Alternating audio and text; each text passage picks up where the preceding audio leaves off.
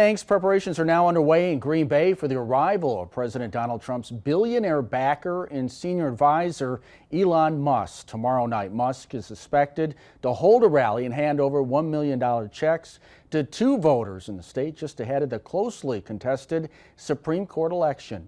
Taylor Zebel has reaction from both sides of the aisle in a First Alert update.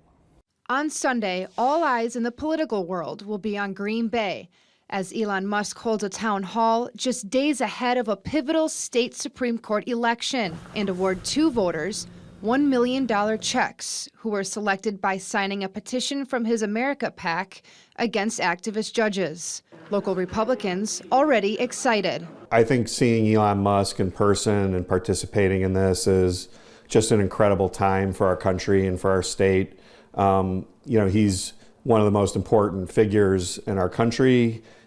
He's a historical figure for what he's accomplished. One person receiving a check has been identified as Scott Ainsworth of Green Bay, and the other is still unknown. The giveaway has drawn criticism from Democrats and State Attorney General Josh Kaul, whose request for an injunction was refused by a Columbia County judge Saturday.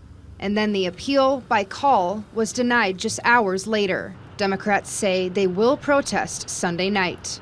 At the end of the day, I just truly believe that our Wisconsin is not for sale, and that just because you have a lot of money doesn't mean that you should be able to have the outcomes of elections that you demand, and that we need to make sure that everyone is following the same playbook. Organizers of the town hall posted on social media saying, quote, "Entrance is limited to those who have signed the petition in opposition to activist judges," end quote.